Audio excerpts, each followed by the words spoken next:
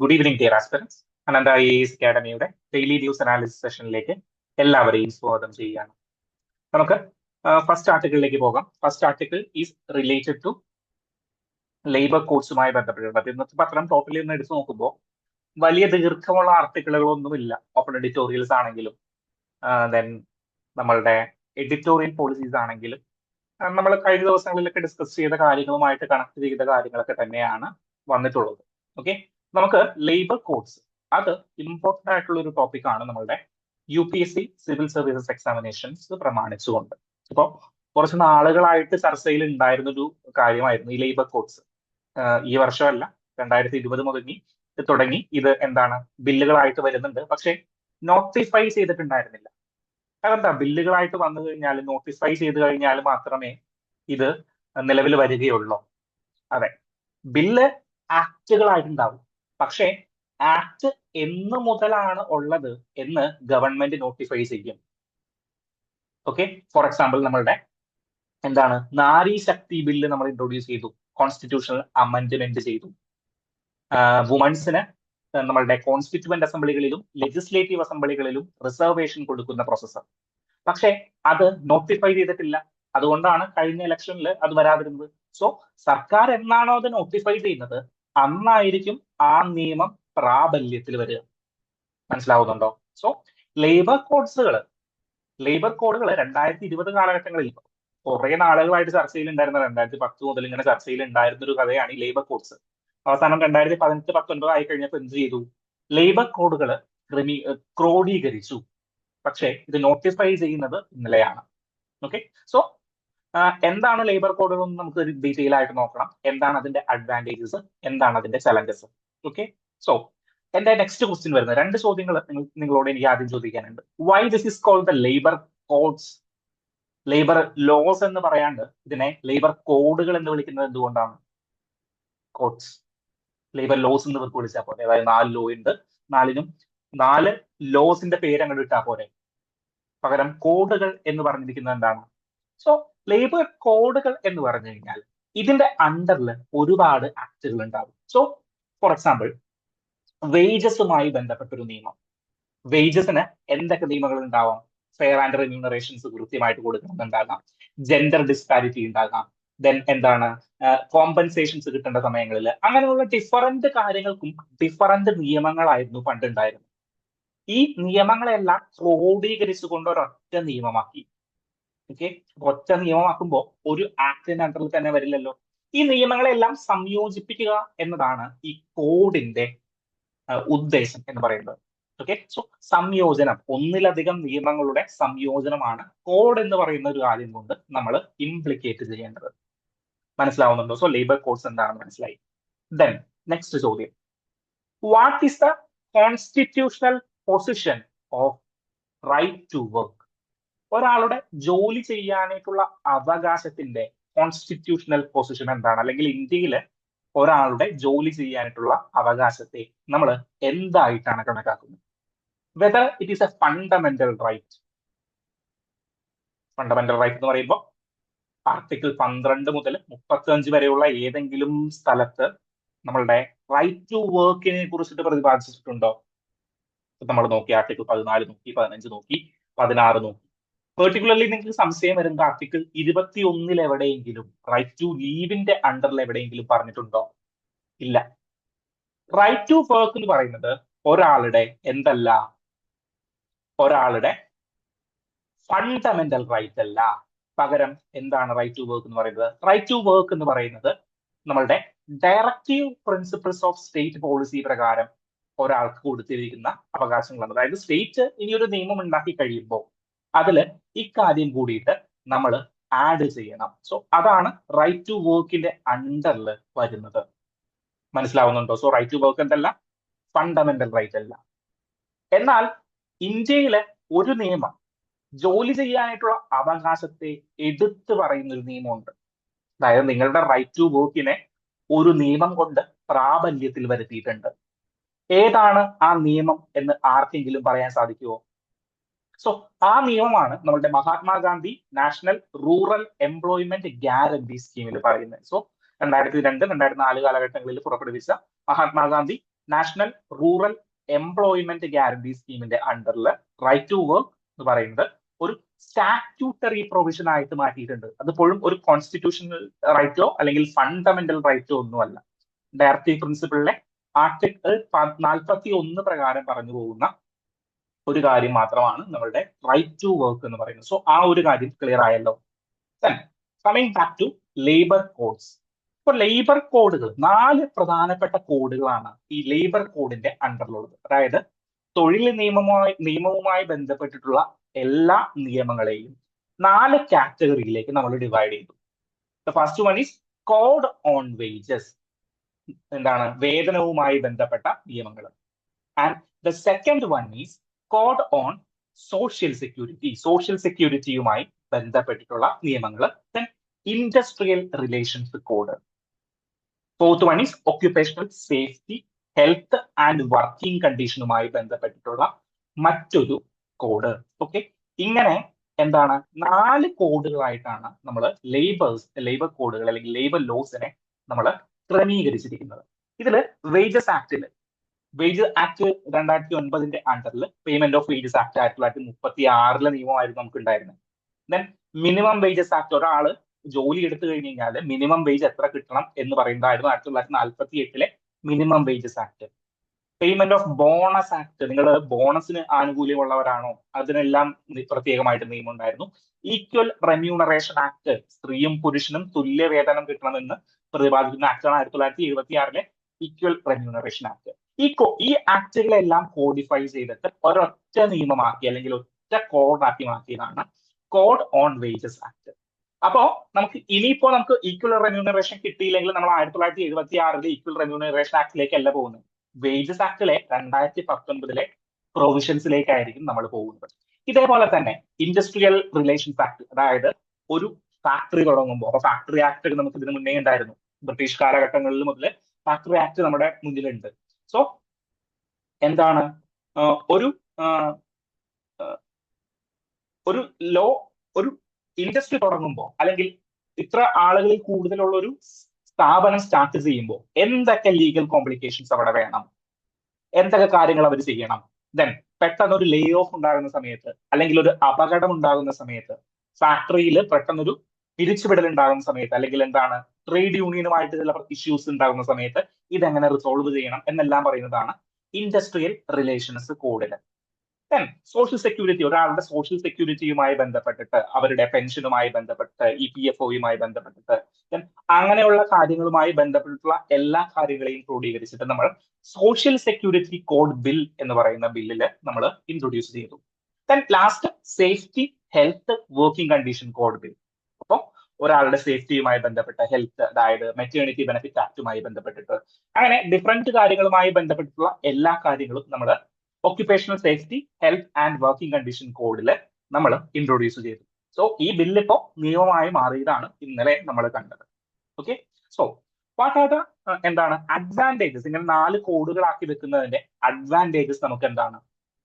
ഒന്നാമത്തെ അഡ്വാൻറ്റേജ് എന്ന് പറഞ്ഞു കഴിഞ്ഞാൽ എന്താണ്, കുറച്ചും കൂടി സിംപ്ലറായി ഇത്രയും കോഡുകൾ എടുത്ത്, അതായത് ഒരു പ്രോബ്ലം തന്നെ വേജസിന്റെ പ്രോബ്ലവുമായിട്ടും ഇൻഡസ്ട്രിയൽ കോഡിന്റെ പ്രോബ്ലവുമായിട്ടും ഹെൽത്ത് ആൻഡ് സോഷ്യൽ സെക്യൂരിറ്റിയുടെ പ്രോബ്ലമായിട്ടും വരാം.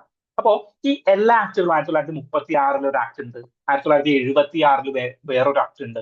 അങ്ങനെ ഡിഫറെന്റ് ആക്ടുകളിലേക്ക് നമ്മൾ പോകുന്നതിന് പകരം ഒറ്റ ലേബർ കോഡിന്റെ അണ്ടറിൽ നമുക്ക് എന്ത് ചെയ്യാനായിട്ട് പറ്റും?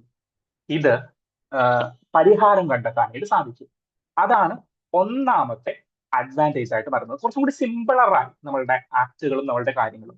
ദെൻ ഇൻക്ലൂസീവായി, gender disparity, gig workers, then എന്താണ് ലേ ഓഫിന് കൃത്യമായിട്ടുള്ള കാര്യങ്ങൾ. അങ്ങനെ ഏതൊക്കെ മേഖലയിലാണോ നമ്മളുടെ ആക്ട് മാറേണ്ടത്, ആർട്ടിഫിഷ്യൽ ഇന്റലിജൻസുമായി ബന്ധപ്പെട്ടുള്ള കാര്യങ്ങൾക്കാണെങ്കിൽ, അങ്ങനെ ഏതൊക്കെ മേഖലയിലാണോ നമ്മളുടെ ആക്ട് മാറേണ്ടത്, 1936 ആക്ടിൽ സർവീസ് സെക്ടർ ചിലപ്പോൾ ഉണ്ടാകണമെന്നില്ല, കമ്പ്യൂട്ടർ ടെക്നോളജിയുമായി ബന്ധപ്പെട്ട നിയമങ്ങൾ ഉണ്ടാകണമെന്നില്ല, മൾട്ടിനാഷണൽ കമ്പനീസുമായി ബന്ധപ്പെട്ട നിയമങ്ങൾ ഉണ്ടാകണമെന്നില്ല. പക്ഷേ 2020 നമ്മളൊരു ആക്ട് ബിൽഡ് ചെയ്തപ്പോൾ ഇതെല്ലാം ഇൻക്ലൂസീവ് ആയിട്ടാണ് നമ്മൾ ബിൽഡ് ചെയ്തിരിക്കുന്നത്.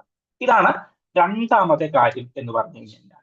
Okay, so then what are the challenges? എന്തൊക്കെയാണ് ഇതുമായി ബന്ധപ്പെട്ടുള്ള ചലഞ്ചസ് എന്ന് പറഞ്ഞു കഴിഞ്ഞാൽ? ലേബർ ലോസ് എന്ന് പറഞ്ഞു കഴിഞ്ഞാൽ കൺകറന്റ് സബ്ജക്റ്റിൽ പെടുന്ന കാര്യമാണ്. കൺകറന്റ് സബ്ജക്ട് എന്ന് പറഞ്ഞു കഴിഞ്ഞാൽ എന്താണ്? സംസ്ഥാനങ്ങൾക്കും കേന്ദ്ര ഗവൺമെന്റുകൾക്കും ഒരേപോലെ നിയമം പാസ്സാക്കാവുന്ന സബ്ജക്റ്റുകളാണ് കൺകറന്റ് സബ്ജക്റ്റുകളിൽ പെടുന്നത്. ഓക്കെ, സോ വിവിധ സംസ്ഥാനങ്ങൾക്ക് ഡിഫറന്റ് ലേബർ കോഡുകളായിരിക്കും ഉണ്ടാകുന്നത്. ഫോർ എക്സാമ്പിൾ, ഇന്ത്യയിൽ അല്ലെങ്കിൽ കേരളത്തിൽ ഒരു ആക്ട് പാസ്സാക്കിയിട്ടുണ്ടായിരുന്നു. എന്താണ്? ഷോപ്പ് വർക്കേഴ്സ് അവർക്ക് ഇരിക്കുവാനായിട്ട് എന്താണ് ഫെസിലിറ്റി കൊടുക്കണമെന്ന് പറഞ്ഞുകൊണ്ട് കേരള ഹൈക്കോടതിയുടെ വിധിയുമായി ബന്ധപ്പെട്ട് നമ്മളൊരു ആക്ട് പാസ്സാക്കി. കോഴിക്കോട് നഗരത്തിൽ നടന്ന ഒരു സമരവുമായിട്ട് ബന്ധപ്പെട്ടിട്ടാണ് നമ്മൾ ആ ഒരു ആക്ട് പാസ്സാക്കിയത്. അപ്പോ കേന്ദ്രത്തിന് മറ്റൊരു നിയമമായിരിക്കും, കേരളത്തിൽ പോലെയുള്ള സംസ്ഥാനങ്ങൾക്ക് മറ്റൊരു നിയമമായിരിക്കും. അങ്ങനെ ഓരോ സംസ്ഥാനത്തിനും ഡിഫറന്റ് നിയമങ്ങൾ ഉണ്ടാകും. സോ ആ ഒരു കോംപ്ലിക്കേഷൻസ് എന്താണ്? ലിറ്റിഗേഷനിലുള്ള ആ ഒരു കോംപ്ലിക്കേഷൻസ് ഇവിടെ വരാനായിട്ട് സാധ്യതയുണ്ട്. അതാണ് ഒന്നാമത്തെ പ്രോബ്ലം വരുന്നത്. ദെൻ എന്താണ്? ഇപ്പോ നമ്മള് ഈ കോഡുകൾ 4 ക്രിയേറ്റ് ചെയ്തു. ഇതിന്റെ അണ്ടറിൽ നമ്മൾ നിയമങ്ങൾ വീണ്ടും വെക്കണം. ഫോർ എക്സാമ്പിൾ, വേജസ് ആക്ടുമായി ബന്ധപ്പെട്ട് അതുമായി ബന്ധപ്പെട്ട ആക്ടുകൾ നമ്മൾ വീണ്ടും വെക്കണം. സോ അത് വീണ്ടും ലിറ്റിഗേഷൻ പ്രോസസ്സിനെ കൂടുതൽ എന്താക്കും? ആഡ് ഓൺ ചെയ്യേണ്ട അവസ്ഥ വരും. അത് മറ്റൊരു പ്രോബ്ലമാണ്. അങ്ങനെ ഡിഫറെന്റ് പ്രോബ്ലംസ് നമുക്ക് ഐഡന്റിഫൈ ചെയ്യാൻ പറ്റും. പക്ഷേ ആകെ തുക നോക്കുകയാണെങ്കിൽ, ടോട്ടലി നോക്കുകയാണെങ്കിൽ ഈ കോഡ് ആക്ട് അല്ലെങ്കിൽ ലേബർ കോഡുകൾ എന്ന് പറഞ്ഞു കഴിഞ്ഞാൽ കുറച്ചും കൂടി എന്താണ് ഇന്നോവേറ്റീവ് ആയിട്ടുള്ള പ്രോസസ്സാണ് നമുക്ക് മുന്നിൽ തുറന്നു തരുന്നത്. ഓക്കെ, സോ ആ ഒരു കാര്യം കൂടി ഓർക്കുക. ദെൻ നമ്മളുടെ 30-ാം തീയതിയിലെ നമ്മളുടെ എക്സാമിന് പോകുന്നവർ, നമ്മളുടെ EPFOയുടെ എക്സാമിന് പോകുന്നവരാണെങ്കിൽ ഈ 4 ലോസും അടിച്ച് കലക്കി കുടിച്ചിട്ട് വേണം പോകാനായിട്ട്. റിലേറ്റഡ് ടു അഡ്വാൻസ്ഡ് ആയിട്ടുള്ള ക്വസ്റ്റ്യൻസുകൾ അതിൽ നിന്ന് വരാനായിട്ടുള്ള സാധ്യതയല്ല, അതിൽ നിന്ന് വരും. ഇത് തന്നെയാണ്, ഈ 4 കോഡുകളുമാണ് അതിന്റെ സിലബസ് ആയിട്ട് മാറുന്നത്. ഓക്കെ, അതൊന്ന് ഡീറ്റെയിൽ ആയിട്ട് ആ ഒരു എക്സാമിന് പോകുന്നവരാണ് നിങ്ങളെങ്കിൽ ഡീറ്റെയിൽ ആയിട്ടൊന്ന് പഠിക്കുക. ദെൻ സെക്കൻഡ് ഓപ്പൺ എഡിറ്റോറിയൽ ആണ് ഞാൻ രണ്ടാമതായിട്ട് ചൂസ് ചെയ്തിരിക്കുന്ന വിഷയം. എന്താണ്? വളരെ സിമ്പിൾ ആയിട്ടുള്ള ഓപ്പൺ എഡിറ്റോറിയൽ ആണ്. Rethinking A simple of environmental responsibility. നമ്മളിപ്പോ ഈസ് ഓഫ് ഡൂയിങ് ബിസിനസ് എന്ന് പറയാറുണ്ട്. അതായത് ബിസിനസ്സുകൾക്കും എന്താണ് എസ്റ്റേറ്റുകൾക്കും ഇൻഡസ്ട്രിയൽ യൂണിറ്റുകൾക്കും പ്രവർത്തിക്കുവാനായിട്ടുള്ള എല്ലാ സാഹചര്യങ്ങളും നമ്മൾ ഒരുക്കി കൊടുക്കുന്നുണ്ട്. അതിന്റെ അടിസ്ഥാനത്തിൽ എൻവിറോൺമെന്റിനെ, പരിസ്ഥിതിയുടെ എൻവിറോൺമെന്റൽ റെസ്പോൺസിബിലിറ്റി മറന്നുകൊണ്ടാകരുത് എന്ന് പറയുന്ന ഒരു സിമ്പിൾ ആർട്ടിക്കിൾ ആണ് ഇവിടെ ഡിസ്കസ് ചെയ്യുന്നത്. സോ നിങ്ങൾ നോക്കുമ്പോൾ ആർട്ടിക്കിളിന്റെ വലിപ്പം കാണുമ്പോൾ നിങ്ങൾക്ക് ഭയങ്കര വലിയ ആർട്ടിക്കിളൊക്കെ ആണെന്ന് തോന്നും. പക്ഷേ ഇന്നലെ നമ്മളൊരു ഫിഷറീസിന്റെ ആർട്ടിക്കിൾ പഠിച്ചിട്ടുണ്ടായിരുന്നല്ലോ.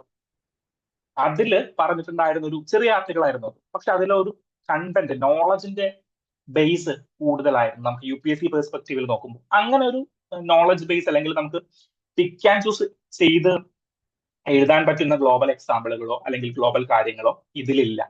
അപ്പൊ ഇതൊന്ന് ഒരു കഥ കേൾക്കുന്ന പോലെ നിങ്ങൾ കേട്ടിരുന്നാൽ മതി, എൻവിറോൺമെന്റൽ റെസ്പോൺസിബിലിറ്റി. അപ്പോൾ എന്താണ് ഇവിടുത്തെ പ്രശ്നം എന്ന് നോക്കാം. അതായത് നമ്മളുടെ ഇൻഡസ്ട്രിയൽ ഏരിയാസിലും ഇൻഡസ്ട്രിയൽ എസ്റ്റേറ്റുകളിലും വേണ്ട എൻവിറോൺമെന്റൽ ട്രീയുടെ അളവും നമ്മളുടെ പ്ലാന്റ്സിന്റെ അളവും നമ്മൾ റെഡ്യൂസ് ചെയ്യുന്നു. അതായത് എൻവിറോൺമെന്റൽ എസ്റ്റേറ്റുകൾ, ഫോർ എക്സാമ്പിൾ നമ്മളുടെ എസ്റ്റേറ്റ് സ്ഥലങ്ങളുണ്ടല്ലോ, അവിടെ വേണ്ട എൻവിറോൺമെന്റൽ ട്രീസുകളുടെയും പ്ലാന്റുകളുടെയും എൻവിറോൺമെന്റൽ വെജിറ്റേഷന്റെ അളവ് നമുക്ക് നിർബന്ധമല്ല എന്നുള്ള രീതിയിൽ നമ്മളുടെ ലോകളിൽ ഡയല്യൂട്ട് ചെയ്യുന്ന അവസ്ഥകളുണ്ട്. അപ്പോ അത് എന്താണെന്ന് നമ്മൾ നോക്കിക്കഴിഞ്ഞു കഴിഞ്ഞാൽ ഈസ് ഓഫ് ഡൂയിങ് ബിസിനസ് എന്ന് പറയുന്ന ഒരൊറ്റ പേര് കൊണ്ട് നമ്മൾ അതിനെ തകർക്കുകയാണ്. ഓക്കെ, എന്താണ് ഇന്ന് കുറച്ചുകൂടി ഇൻഡസ്ട്രീസ് നമ്മളുടെ ഇവിടേക്ക് വരണം. അതിന് ഈ എൻവിറോൺമെന്റൽ നിയമങ്ങൾ ചില പ്രശ്നങ്ങൾ ആവുന്നുണ്ട് എന്ന് കാണുന്നത് കൊണ്ട് നമ്മൾ എന്ത് ചെയ്യുന്നു? ഈസ് ഓഫ് ഡൂയിങ് ബിസിനസ് എന്ന് പറയുന്ന ഒരു കാര്യമൊക്കെ പറഞ്ഞുകൊണ്ട് നമ്മൾ ഇതിനെ ലിമിറ്റ് ചെയ്യുന്നു. രണ്ടാമതൊരു കാര്യം കൂടി നമ്മൾ പറയുന്നത് എന്താണെന്ന് വെച്ചാൽ, ലോകത്തെ മറ്റു രാജ്യങ്ങളിലേക്ക് നോക്കൂ നിങ്ങൾ. അവിടെയും ഇതേപോലെയുള്ള എന്താണ് ഈസ് ഓഫ് ഡൂയിങ് ബിസിനസിന്റെ ഭാഗമായിട്ട് അല്ലെങ്കിൽ നമ്മളുടെ ഇൻഡസ്ട്രിയൽ പ്രൊമോഷന്റെ ഭാഗമായിട്ട് എൻവിറോൺമെന്റൽ വെജിറ്റേഷൻസ് അല്ലെങ്കിൽ പ്ലാന്റേഷനകത്തുള്ള എൻവിറോൺമെന്റൽ ഏരിയസ് ഒക്കെ കുറക്കുന്നത് അത്ര വലിയ കാര്യമായിട്ടൊന്നും കണക്കാക്കുന്നില്ല എന്നാണ് ഇവര് പറയുന്നത്. പക്ഷേ അതിനൊരു പ്രശ്നമുണ്ട്. എന്താണെന്ന് വെച്ച് കഴിഞ്ഞാൽ, പുറത്തെ രാജ്യങ്ങളുമായിട്ട് കമ്പയർ ചെയ്യുമ്പോൾ ഇന്ത്യ ഹൈലി പോപ്പുലേഷൻ ഡെൻസിറ്റി ഉള്ള ഒരു കൺട്രിയാണ്. അവിടെ എന്താ പ്രശ്നം എന്ന് വെച്ച് കഴിഞ്ഞാൽ, ഈ പോപ്പുലേഷൻ ഡെൻസിറ്റി ഉള്ള കൺട്രി ആകുമ്പോൾ ഈ എൻവിറോൺമെന്റൽ ഫ്രജൈലിറ്റി വളരെ കൂടാനായിട്ടുള്ള സാധ്യതയുണ്ട്. രണ്ടാമത്തെ കാര്യം എന്താണെന്ന് വെച്ച് കഴിഞ്ഞാൽ, കണ്ടിന്യൂസ് പ്രഷർ ഓൺ ലാൻഡ്. നമ്മളുടെ ലാൻഡ് അവൈലബിലിറ്റി വളരെ കുറവാണ്. മൂന്നാമത്തെ കാര്യം, ഓൾറെഡി ഡീഗ്രേഡഡ് എക്കോസിസ്റ്റം. ഇതാണ് നമ്മളുടെ ഒരു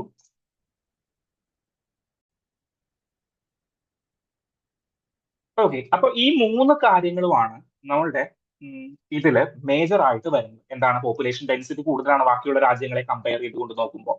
എന്താണ്, ബാക്കിയുള്ള രാജ്യങ്ങളിൽ ഒരുപാട് ഓപ്പൺ ലാൻഡ് ഉണ്ട്, ഓപ്പൺ ഏരിയാസ് ഉണ്ട്. പക്ഷേ ഇതൊന്നും നമ്മളുടെ ഇവിടെ കാണാനായിട്ട് സാധിക്കില്ല.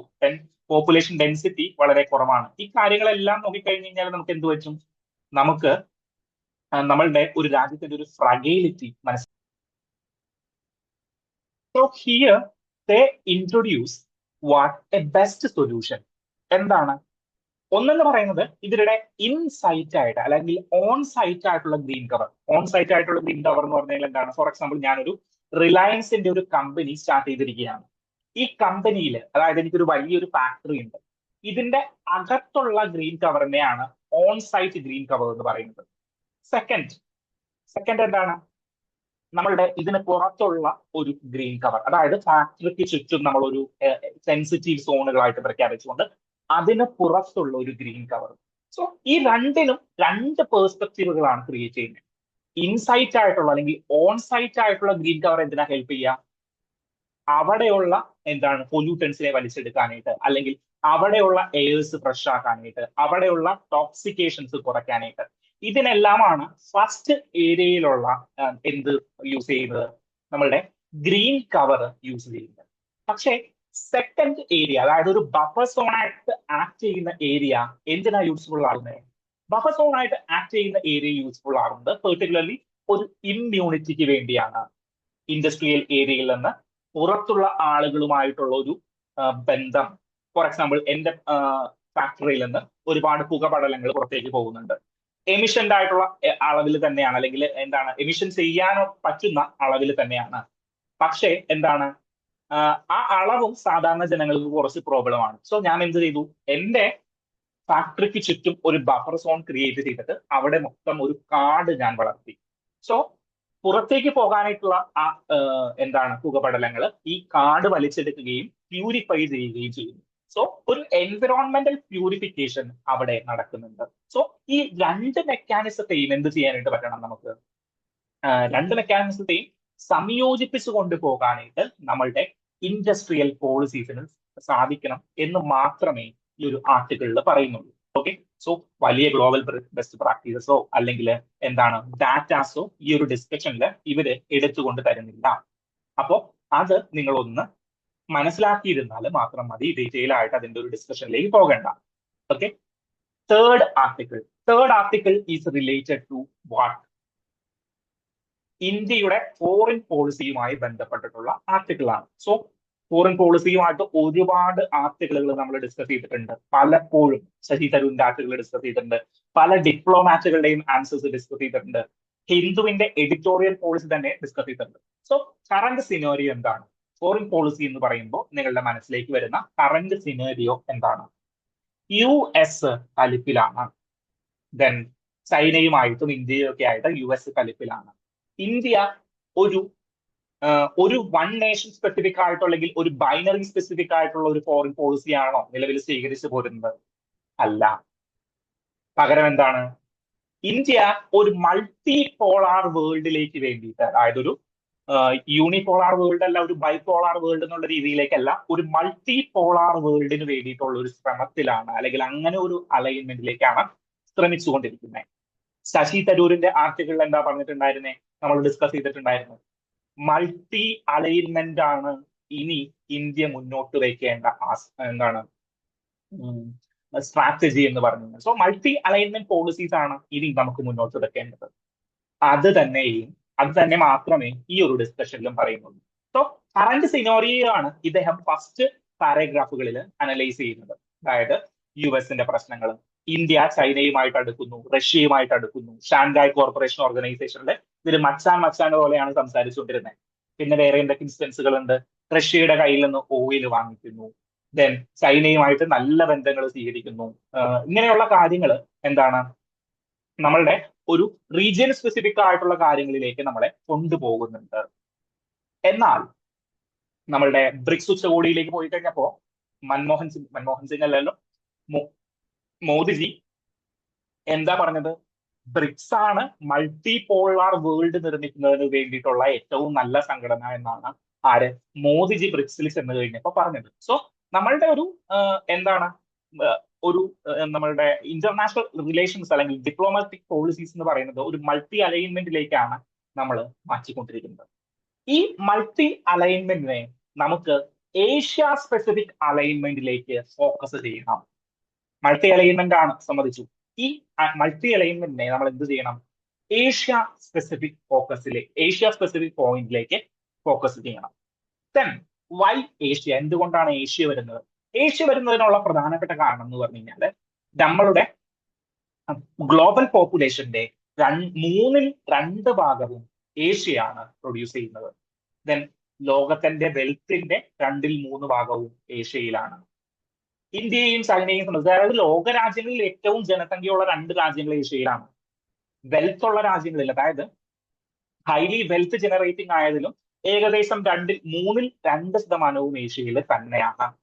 സോ ഇതെല്ലാം നമുക്ക് യൂട്ടിലൈസ് ചെയ്യാനായിട്ട് പറ്റണം. സോ ഇനിയുള്ള നമ്മളുടെ ഫോക്കസ് അമേരിക്കയോ അല്ലെങ്കിൽ യൂറോപ്യൻ യൂണിയനോ ഫോക്കസ് ആകരുത്, പകരം ഏഷ്യ സ്പെസിഫിക് ആയിട്ട് ഫോക്കസ് ചെയ്യണം എന്നാണ് ഇവിടെ പറഞ്ഞിരിക്കുന്നത്.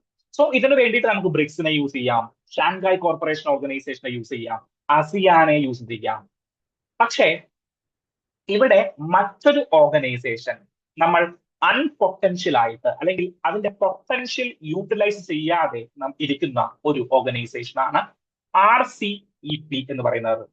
Regional comprehensive economic partnership. ഇത് ഒരു 15 മെമ്പർ കൺട്രീസിന്റെ ഫ്രീ ട്രേഡ് എഗ്രിമെന്റ് ആണ്. ചൈനയുണ്ട്, ASEAN കൺട്രീസ് ഉണ്ട്, ന്യൂസിലൻഡ് ഉണ്ട്, നമ്മളുടെ ഓസ്ട്രേലിയ ഉണ്ട്. അങ്ങനെ 15ഓളം വരുന്ന കൺട്രീസുമായിട്ടുള്ള ഒരു ഫ്രീ ട്രേഡ് എഗ്രിമെന്റ് ആണ്. അതായത് ഈ കൺട്രീസുമായി ബന്ധപ്പെട്ട്, അതായത് നമ്മളുടെ റീജിയണൽ കോംപ്രഹെൻസീവ് എക്കോണമിക് പാർട്ണർഷിപ്പുമായി ബന്ധപ്പെട്ടിട്ട് നമ്മളുടെ കൺട്രീസിൽ എന്ത് ചെയ്യേണ്ടത്? നമ്മൾ ഫ്രീ ട്രേഡ് ആയിട്ട് നമുക്ക് ട്രേഡ് ചെയ്യാം. ഓക്കെ, നമ്മളിപ്പോ UK-യുമായിട്ടുള്ള ഫ്രീ ട്രേഡ് എഗ്രിമെന്റ് നടത്തിയിട്ടുണ്ടല്ലോ. സെയിം രീതിയിൽ തന്നെ ഇതിന്റെ മെമ്പേഴ്സ് ആയിട്ടുള്ള കൺട്രീസ് ASEAN-ഉമായിട്ട് നമുക്കൊരു ഫ്രീ ട്രേഡ് എഗ്രിമെന്റ് ഉണ്ട്. അതുപോലെ തന്നെ RCEP-യുമായിട്ട് നമ്മളൊരു ട്രേഡ് എഗ്രിമെന്റ് നടത്താനായിട്ട് ആലോചിച്ചിട്ടുണ്ടായിരുന്നു.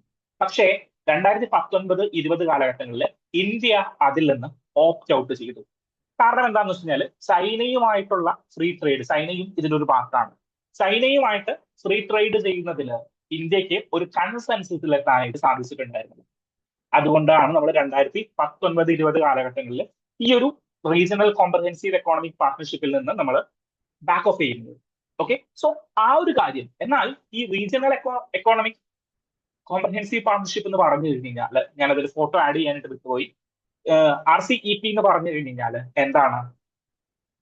ഗ്ലോബൽ GDP-യുടെ അറൌണ്ട് 50%, 15% to 20% ഹോൾഡ് ചെയ്യുന്നത് നമ്മളുടെ ഈ RCEP ഏരിയാസ് ആണ്, ഈ 15 കൺട്രീസ് ആണ്. സോ അത് നമുക്ക് യൂസ്ഫുൾ ആയിട്ട് യൂസ് ചെയ്യാനായിട്ട് പറ്റേണ്ട ഒരു ഹൈലി പൊട്ടൻഷ്യൽ ഉള്ള ഒരു ഓർഗനൈസേഷൻ ആണ്, അല്ലെങ്കിൽ ഒരു എക്കോണമിക് പാർട്ണർഷിപ്പ് ആണ്. സോ അത് നമ്മൾ എന്ത് ചെയ്തിട്ടില്ല? നമ്മൾ യൂട്ടിലൈസ് ചെയ്തിട്ടില്ല. അതൊരു ഇമ്പോർട്ടന്റ് കാര്യമാണ്.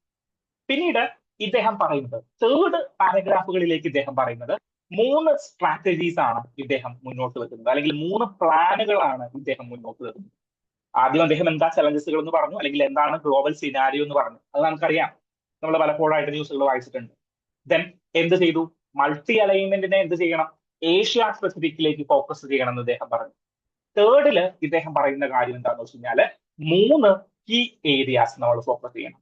ഒന്ന് സ്ട്രാറ്റജിക് ഓട്ടോണമിയാണ്. വെറുതെ ഓട്ടോണമി അല്ല, അല്ലെങ്കിൽ എല്ലാ കാര്യത്തിലുള്ള ഓട്ടോണമി അല്ല.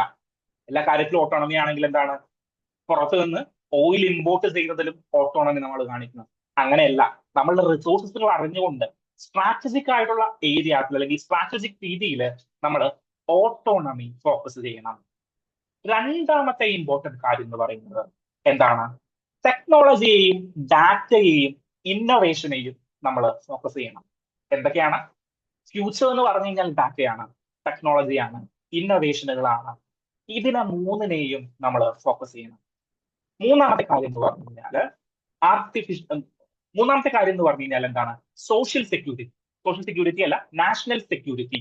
നാഷണൽ സെക്യൂരിറ്റി എന്ന് പറയുമ്പോൾ ഇദ്ദേഹം പെർട്ടിക്കുലർലി പറയുന്നു എന്താണ്, സൈബർ വാർഫെയറുകൾ. അതായത് ഇനി ആളുകള് പോയിട്ട് യുദ്ധം ചെയ്യുന്ന ഒരു അവസ്ഥയൊന്നും ഉണ്ടാകില്ല. നമ്മൾ എന്താണ് ട്രൈലാറ്ററൽ സർവീസസിലേക്കൊക്കെ കൂടുതൽ ഇൻവെസ്റ്റ് ചെയ്യുന്നത് കുറച്ചിട്ട് നമ്മൾ സൈബർ സെക്യൂരിറ്റിയുമായി ബന്ധപ്പെട്ട് അല്ലെങ്കിൽ കൺവെൻഷണൽ പ്രാക്ടീസസുകളിൽ നിന്ന് മാറിയിട്ട് ഇന്നോവേറ്റീവ് ആയിട്ടുള്ള സെക്യൂരിറ്റി ഓപ്ഷനുകളിലേക്ക് ഷിഫ്റ്റ് ചെയ്യണം. നാലാമത്തെ കാര്യം എന്ന് പറയുന്നത് ആർട്ടിഫിഷ്യൽ ഇന്റലിജൻസ് ടെക്നോളജി എന്നാണ്. ഓക്കെ, സോ എന്തൊക്കെ കാര്യങ്ങളാണ്? ഒന്ന്, സ്ട്രാറ്റജിക് ഓട്ടോണമി നിങ്ങൾ ക്രിയേറ്റ് ചെയ്യണം. രണ്ടാമത്തെ കാര്യം എന്ന് പറഞ്ഞാൽ ടെക്നോളജി, ഡാറ്റ ആൻഡ് ഇന്നോവേഷൻ. ഈ 3 കാര്യങ്ങളിലും ഫോക്കസ് ചെയ്തിരിക്കണം. മൂന്നാമത്തെ കാര്യം എന്ന് പറഞ്ഞു കഴിഞ്ഞാൽ നാഷണൽ സെക്യൂരിറ്റി. നാഷണൽ സെക്യൂരിറ്റി എങ്ങനെയായിരിക്കണം? കൺവെൻഷണൽ രീതിയിലായിരിക്കണമോ? അല്ല, പകരം സൈബർ ടെക്നോളജി അല്ലെങ്കിൽ ഇന്നോവേറ്റീവ് ടെക്നോളജീസ് നമുക്ക് അതിൽ യൂട്ടിലൈസ് ചെയ്യാനായിട്ട് പറ്റണം. 4 എന്ന് പറഞ്ഞു കഴിഞ്ഞാൽ ആർട്ടിഫിഷ്യൽ ഇന്റലിജൻസിലുള്ള ഫോക്കസ് നമ്മൾ കൂട്ടണം. എനിക്ക് ഏറ്റവും ക്രിട്ടിസൈസ് ആയിട്ട് പറയാനായിട്ടുള്ള ഒരു കാര്യം, ഇന്ത്യയിൽ നിന്ന് ഇതുവരെ ഒരു ആർട്ടിഫിഷ്യൽ ഇന്റലിജൻസ് വന്നിട്ടില്ല. ഗ്രോക്ക് പോലെയോ ChatGPT പോലെയോ അത്രയും ഹ്യൂജ് ഇമ്പോർട്ടൻസ് കൊടുക്കുന്ന ഒരു ആർട്ടിഫിഷ്യൽ ഇന്റലിജൻസ് ഇന്ത്യയിൽ നിന്ന് വന്നിട്ടില്ല. നമുക്ക് ഇത്രയും IITസും IIM ഒക്കെ ഉള്ള കാലഘട്ടത്തിൽ പോലും അത് പ്രാവർത്തികമാക്കാനായിട്ട് നമുക്ക് സാധിച്ചിട്ടില്ല. അതൊരു ബാക്ക് ഫയർ ആണ്, അല്ലെങ്കിൽ അതൊരു പ്രോബ്ലം ആണ് എന്നുള്ളൊരു കാര്യം നിങ്ങൾ മനസ്സിലാക്കുക. ഓക്കെ, അങ്ങനെയാണെങ്കിൽ നെക്സ്റ്റ് ന്യൂസ് ആർട്ടിക്കിളിലേക്ക് പോകാനോ? Next news article is related to anti microbial resistance. എന്താണ് anti microbial resistance? Anti microbial resistance എന്ന് പറഞ്ഞു കഴിഞ്ഞാൽ കറന്റ്ലി ഉള്ള മൈക്രോ ബാക്ടീരിയാസ്, അങ്ങനെയുള്ള കാര്യങ്ങൾ, അല്ലെങ്കിൽ എന്താണ് വൈറസുകൾ, ഇതിന്റെ എല്ലാം ആന്റിബയോട്ടിക്സ് നമ്മൾ യൂസ് ചെയ്ത് ഈ മൈക്രോബസുകൾ, അതായത് ബാക്ടീരിയാസും വൈറസും ഇങ്ങനെയുള്ള കാര്യങ്ങൾ, അവരൊരു സെൽഫ് ഇമ്മ്യൂണിറ്റി ക്രിയേറ്റ് ചെയ്യപ്പെടും. അങ്ങനെ ഒരു സെൽഫ് ഇമ്മ്യൂണിറ്റി ക്രിയേറ്റ് ചെയ്യപ്പെട്ട് കഴിഞ്ഞാൽ എന്താണ് പറ്റുന്നത്? നമ്മളുടെ ആന്റിബയോട്ടിക്കുകൾ, നിലവിലുള്ള ആന്റിബയോട്ടിക്കുകൾ ഏൽക്കാത്ത ഒരു സിറ്റുവേഷൻ വരും. സോ COVID-19 ശേഷം നമ്മൾ ഭീകരമായിട്ട് ഫേസ് ചെയ്തൊരു പ്രോബ്ലം ആയിരുന്നു നമ്മുടെ ആന്റിബയോട്ടിക്കുകളുടെ എഫക്റ്റീവ്നെസ് കുറഞ്ഞു വരുന്നു. സോ ബാക്ടീരിയാസ് കുറച്ചും കൂടി എന്താകുന്നു? ബാക്ടീരിയാസിലും മ്യൂട്ടേഷൻസ് സംഭവിക്കുന്നുണ്ട്, അല്ലെങ്കിൽ പരിണാമം സംഭവിക്കുന്നുണ്ട്. ഈ പരിണാമത്തിലൂടെ അവർ കുറച്ചും കൂടി പവർഫുൾ ആയിട്ട് മാറുന്നു. നമ്മളുടെ നിലവിലുള്ള ആന്റിബയോട്ടിക്സുകൾ യൂസ് ചെയ്ത് കഴിഞ്ഞു കഴിഞ്ഞാൽ എഫക്റ്റീവ്ലി ഇതിനെ തടുത്തു നിർത്താൻ പറ്റാത്തൊരു രീതിയിലേക്ക് മാറുന്നുണ്ട്. ഇവിടെ എക്സാമ്പിൾ പറയുന്നത് ഡീകോളി ബാക്ടീരിയ ആണെങ്കിലും ക്ലെബ്സീലിയ ബാക്ടീരിയ, അങ്ങനെയുള്ള സാധനങ്ങളൊക്കെ എന്ത് ചെയ്യുന്നുണ്ട്? ഈ ആന്റി മൈക്രോബിയൽ റെസിസ്റ്റൻസ് ഏറ്റവും കൂടുതൽ കാണിച്ചിട്ടുള്ള ബാക്ടീരിയാസും വൈറസുകളൊക്കെയാണ്. നിങ്ങൾ മെഡിക്കൽ ഷോപ്പുകളിൽ ഇപ്പൊ പോയി കഴിഞ്ഞ് കഴിഞ്ഞാൽ നിങ്ങളൊരു എഴുത്ത് അവിടെ കുറച്ച് പ്രദർശിപ്പിച്ചിട്ടുണ്ടാവും. എന്താണ് ആ എഴുത്ത്? ഷെഡ്യൂൾ എക്സ് ആണോ ഷെഡ്യൂൾ എച്ച് ആണെന്ന് അറിയില്ല. ഷെഡ്യൂൾ എച്ച് വിഭാഗത്തിൽപ്പെടുന്ന ആന്റിബയോട്ടിക്സുകൾ ഡോക്ടറുടെ കുറിപ്പടികളില്ലാതെ നിങ്ങൾക്ക് നൽകുന്നതല്ല. ഉപഭോക്താക്കൾ ദയവായി സഹകരിക്കുക. എന്തുകൊണ്ടാണ് അങ്ങനെ എഴുതിയിരിക്കുന്നത്? ഷെഡ്യൂൾഡ് എക്സോ വിഭാഗത്തിൽപ്പെടുന്ന ആന്റിബയോട്ടിക്കുകൾ ഡോക്ടറുടെ കുറിപ്പടികളില്ലാതെ ഇത് തരുന്നതല്ല. നമ്മൾ ഈ ഡോക്ടറുടെ കുറിപ്പടികൾ ഇല്ലാണ്ട് ഈ ആന്റിബയോട്ടിക്സുകൾ വാങ്ങിച്ച് കഴിച്ച് നമ്മളുടെ ഉള്ളിലുള്ള ബാക്ടീരിയാസ്, അല്ലെങ്കിൽ നമ്മളുടെ ബാക്ടീരിയാസ് ഒരു ഇമ്മ്യൂൺ സിസ്റ്റം ഡെവലപ്പ് ചെയ്തിരിക്കുകയാണ്. സോ ഫോർ എക്സാമ്പിൾ, എനിക്കിപ്പോ ഒരു വൈറസ് ഡിസീസ് വന്നു, അല്ലെങ്കിൽ ബാക്ടീരിയ ഡിസീസ് വന്നു. ഈ ബാക്ടീരിയക്ക് അകത്ത് പ്രവേശിച്ചു കഴിഞ്ഞ് കഴിഞ്ഞാൽ ഞാൻ ഒരു എന്തെടുത്തു? നമ്മളുടെ ഒരു പില്ലെടുത്തു, അതായത് ഒരു ആന്റിബയോട്ടിക്സ് എടുത്തു. ഈ ആന്റിബയോട്ടിക്സിന് എടുത്തു കഴിഞ്ഞാലും ഇത് റെസ്പോൺസീവ് ആകാത്ത ഒരു സിറ്റുവേഷൻ വരും. അതിനെയാണ് ആന്റി മൈക്രോബിയൽ റെസിസ്റ്റൻസ് എന്ന് പറയുന്നത്. ഇന്ത്യക്ക് ഒരു ആന്റി മൈക്രോബിയൽ റെസിസ്റ്റൻസ് പോളിസി ഉണ്ട്. അതിന്റെ ഒരു വേർഷൻ 2 വരുമ്പോൾ എങ്ങനെ നമ്മൾ അത് പ്രാക്ടിക്കലി പോസിബിൾ ആക്കണം എന്നുള്ളതാണ് ഈ ഒരു ഡിസ്കഷനിൽ, ഈ ഒരു എഡിറ്റോറിയലിലെ ഹിന്ദുവിന്റെ വ്യൂ പറയുന്നത്. ഈ ഒരു ആന്റി മൈക്രോബിയൽ റെസിസ്റ്റൻസ് ഏറ്റവും കൂടുതൽ effectively, anti microbial resistance policy ഏറ്റവും കൂടുതൽ എഫക്റ്റീവ്ലി എഫക്റ്റീവ്ലി ഇംപ്ലിമെന്റ് ചെയ്തിരിക്കുന്ന ഒരു സംസ്ഥാനം കേരളമാണ്. കേരളത്തിന് ഒരു particular anti microbial resistance policy ഉണ്ട്. നമുക്ക് അത് എഫക്റ്റീവ്ലി എല്ലാവരിലേക്ക് എത്തിക്കുവാനായിട്ടും അതിനായിട്ടുള്ള ബോധവൽക്കരണം നടത്താനായിട്ടൊക്കെ നമുക്ക് സാധിച്ചിട്ടുണ്ട്. അപ്പോ ഇവിടെ പറയുന്ന ഒരു റിപ്പോർട്ട് ഉണ്ട്, global antibiotic resistance surveillance report 2025. Okay, global antibiotic resistance surveillance report 2025. World Health Organization പുറപ്പെടുവിച്ചിരിക്കുന്ന റിപ്പോർട്ടാണ്. ഈ റിപ്പോർട്ട് പ്രകാരം എന്താണ് നമ്മളുടെ ആന്റി മൈക്രോബിയൽ റെസിസ്റ്റൻസ് 1/3, അതായത് 33% വൈറസുകളും മൈക്രോബുകളും എന്താണ് ആന്റി മൈക്രോബിയൽ റെസിസ്റ്റൻസ് ഉള്ള മൈക്രോബുകളാണ്. അതായത് ഇന്ത്യയുടെ കണക്കെടുത്ത് നോക്കുകയാണെങ്കിൽ ഇന്ത്യയിലുള്ള വൈറസുകളും നമ്മളുടെ ബാക്ടീരിയാസും ആന്റി മൈക്രോബിയൽ റെസിസ്റ്റൻസ് കാണിക്കുന്നത് 33%. ലോകത്തിന്റെ കണക്കാണെങ്കിൽ അത് 1/6 മാത്രമേ ഉള്ളൂ. 1/6 എന്ന് പറഞ്ഞു കഴിഞ്ഞാൽ അറൌണ്ട് 16%. 1/6 എന്ന് പറഞ്ഞു കഴിഞ്ഞാൽ 16%, 16%ത്തിന്റെ അടുത്താണ്. 16 ആൻഡ് 2/3% നമ്മളുടെ എന്തിന്റെ നമ്മളുടെ ലോകത്തിന്റെ ഒരു കണക്ക് എന്ന് പറഞ്ഞു കഴിഞ്ഞാൽ. സോ ഇന്ത്യയിൽ ഈ ആന്റി മൈക്രോബിയൽ റെസിസ്റ്റൻസ് കുറച്ച് കൂടുതലായിട്ടാണ് കഴിഞ്ഞ 2023 മുതൽ 2025 വരെയുള്ള ഡാറ്റ എടുത്തു കഴിഞ്ഞാൽ നമ്മൾ കാണുന്നത്. സോ നമ്മളുടെ ഒരു ഹെൽത്തിലുള്ള ഒരു മേജർ ഫോക്കസ് ഇനി ഈ ആന്റി മൈക്രോബിയൽ റെസിസ്റ്റൻസുമായിട്ട് ബന്ധപ്പെട്ടിട്ടുള്ളതായിരിക്കണം എന്നാണ് ഈ ഒരു ആർട്ടിക്കിൾ പറയുന്നത്. ഓക്കെ, സോ ഈ 4 ന്യൂസുകളുമാണ് ഞാൻ ഇന്ന് പ്രധാനമായിട്ടും എടുത്തിട്ടുണ്ടായിരുന്നത്. ദെൻ വേറെ ന്യൂസ് ഉണ്ടായിരുന്നു. ഫസ്റ്റ് എഡിറ്റോറിയൽ എന്തായിരുന്നു? ഇന്നലെ നമ്മൾ ഡിസ്കസ് ചെയ്ത നമ്മളുടെ ഗവർണേഴ്സിന്റെ ഡിസ്ക്രിഷണറി പവറുമായി ബന്ധപ്പെട്ട് ആർട്ടിക്കിൾ 200, 201, ദെൻ 361 ഒക്കെ പ്രമാണിച്ചിട്ടുള്ള ഡീറ്റെയിൽ ആയിട്ടുള്ള ഡിസ്കഷൻ ആയിരുന്നു. കോടതി ചെയ്തത് ശരിയായില്ല എന്നുള്ളൊരു ക്രിട്ടിക്കൽ അനാലിസിസ് ആയിരുന്നു നമ്മളുടെ ഹിന്ദുവില് എഡിറ്റോറിയലില് ഉണ്ടായിരുന്നത്. ഓക്കെ, ദെൻ അതുകൂടാണ്ട് നമ്മുടെ ഇന്റർനാഷണൽ റിലേഷൻസ് കേസുകളിൽ എന്തുണ്ടായിരുന്നു? ഇന്ത്യയുമായി ബന്ധപ്പെട്ടല്ല, ഡെമോക്രാറ്റിക് റിപ്പബ്ലിക് ഓഫ് കോങ്കോയുമായി ബന്ധപ്പെട്ടൊരു ന്യൂസ് ഉണ്ടായിരുന്നു. സോ നിങ്ങൾ വേൾഡ് മാപ്പില് ഡെമോക്രാറ്റിക് റിപ്പബ്ലിക് ഓഫ് കോങ്കോ എവിടെയാണെന്ന് ഐഡന്റിഫൈ ചെയ്യുക. ഓക്കെ, എന്നിട്ട് അതൊന്ന് മനസ്സിലാക്കി വെക്കുക. ജോഗ്രഫിക്കൽ പൊസിഷൻ എവിടെയാണെന്നുള്ളത് ഡെമോക്രാറ്റിക് റിപ്പബ്ലിക് ഓഫ് കോങ്കോ. ഇപ്പൊ ഉഗാണ്ടയുടെയൊക്കെ റൈറ്റ്സിലായിട്ട് കിടക്കുന്ന ഒരു കൺട്രിയാണ് ഡെമോക്രാറ്റിക് റിപ്പബ്ലിക് ഓഫ് കോങ്കോ. അവിടെ എന്താണ് സിവിൽ വാർസ് കൂടുതലായിട്ട് നടക്കുന്നത്. പിന്നെ സുഡാനുമായിട്ട് ഒരുപാട് വാറുകൾ നടക്കുന്ന കൺട്രിയാണ് ഈ ഡെമോക്രാറ്റിക് റിപ്പബ്ലിക് ഓഫ് കോങ്കോ എന്ന് പറയുന്നത്. സോ നമ്മളുടെ ആഫ്രിക്കൻ റീജിയന്റെ ഒരു സെൻട്രൽ പോർഷനിൽ വരുന്ന ഒരു കൺട്രിയാണ് ഈ ഡെമോക്രാറ്റിക് റിപ്പബ്ലിക് ഓഫ് കോങ്കോ എന്ന് പറയുന്നത്. അപ്പൊ അതുകൂടിയിട്ട് നിങ്ങൾ ഒന്ന് മനസ്സിലാക്കി വെക്കുക. അടുത്ത ദിവസം നമുക്ക് ഡീറ്റെയിൽ ആയിട്ട് തന്നെ ഇരിക്കാം.